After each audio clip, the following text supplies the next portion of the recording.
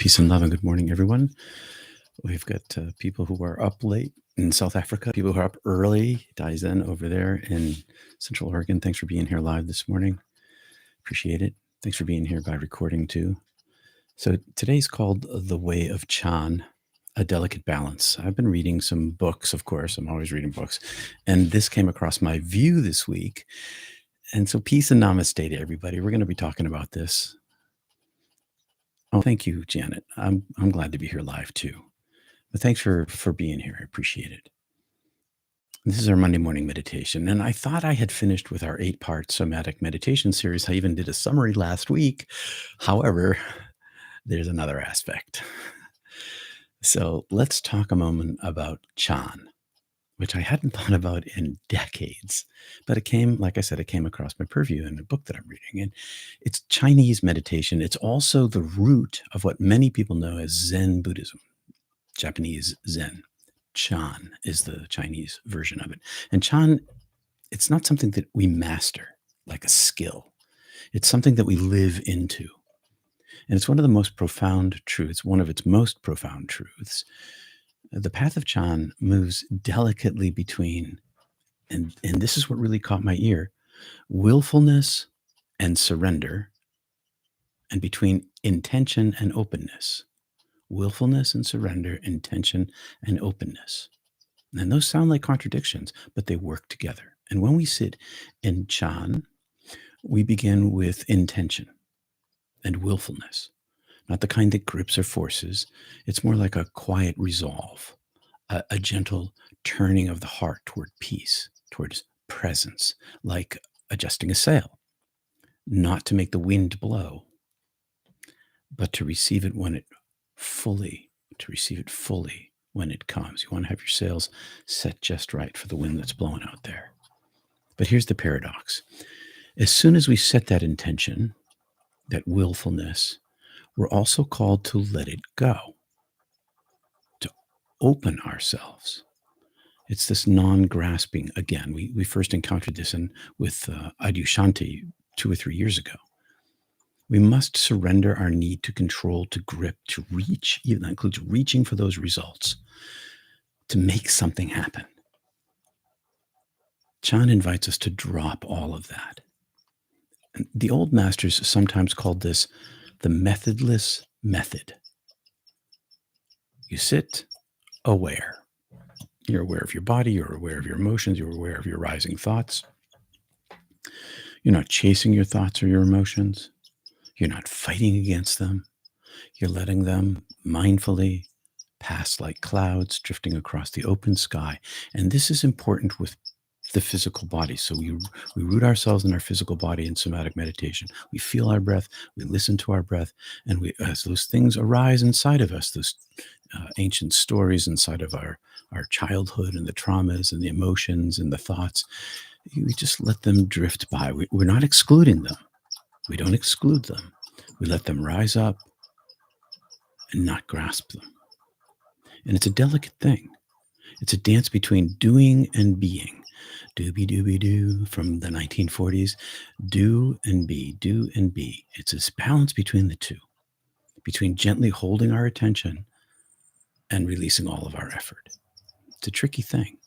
It's like we have a pond out here, and there's a lot of ducks these days. It's like like a duck down feather floating on the pond water. It doesn't sink, and it just, like a little tiny boat, it just sits there on the top of the water very delicately, and it moves with the wind, and it's just enough tension to keep it there and not sink or to fly away, and no more.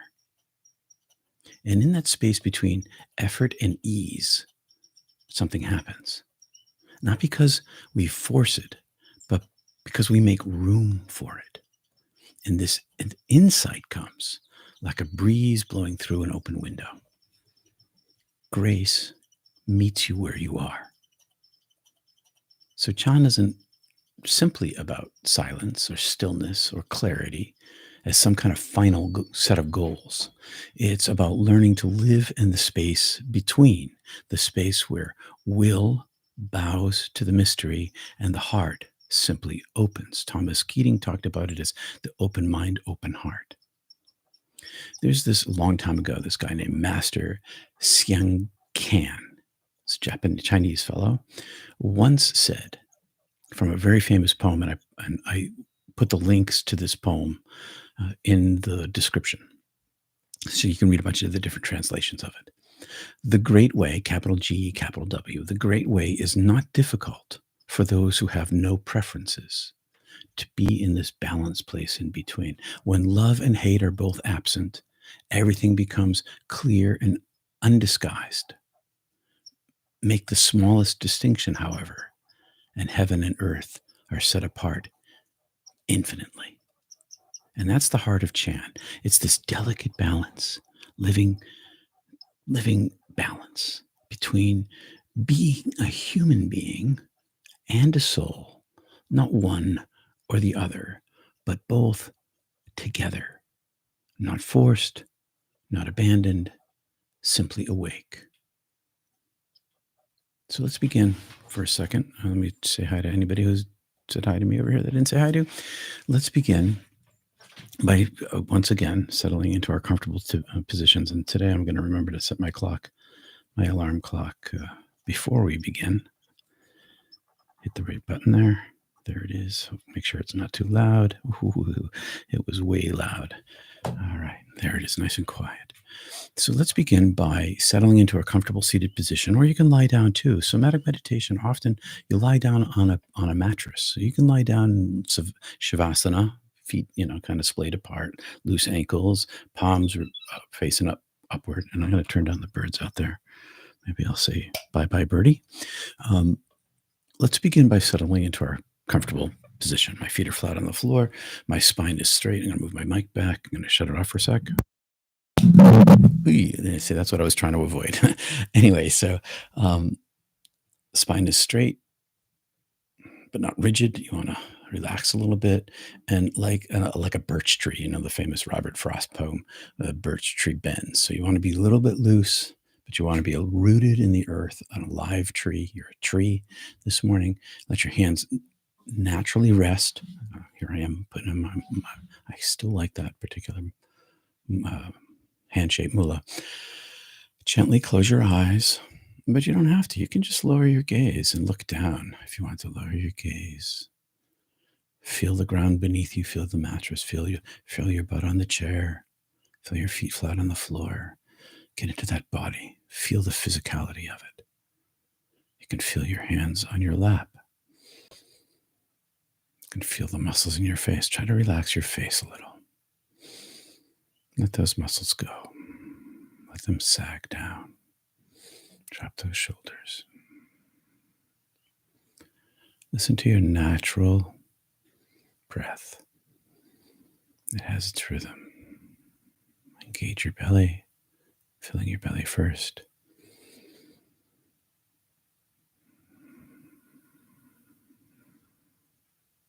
Your chest rises and falls. Natural breath. You're just noticing it. You're not forcing it.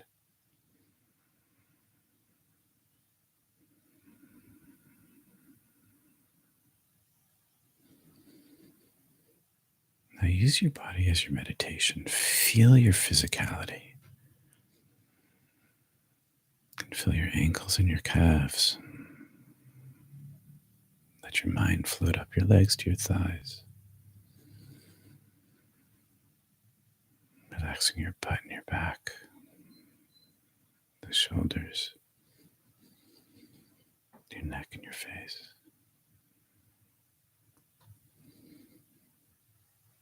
Now bring your attention to your breath.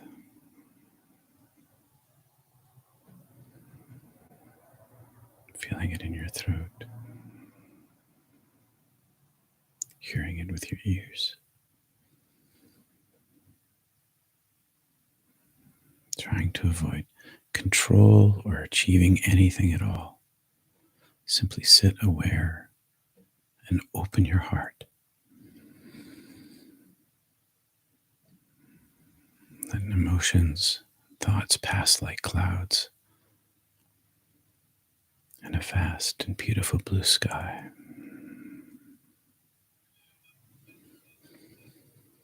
Gently return to your breath, attention to your breath, your quiet awareness behind your breath.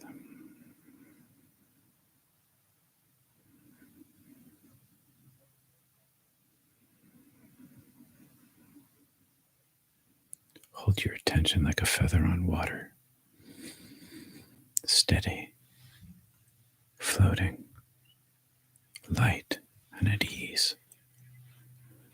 Let's rest here. If your mind wanders, bring back to your breath. See you in 20 minutes.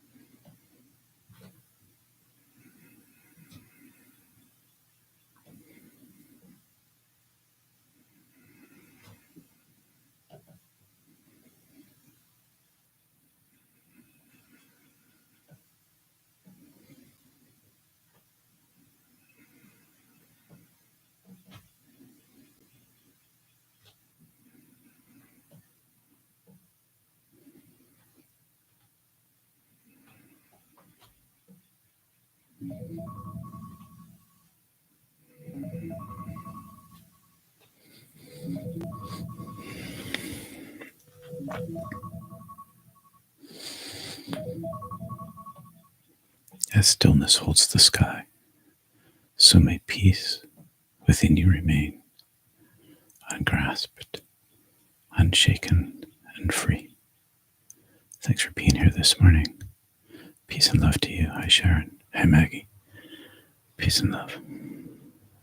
And healing.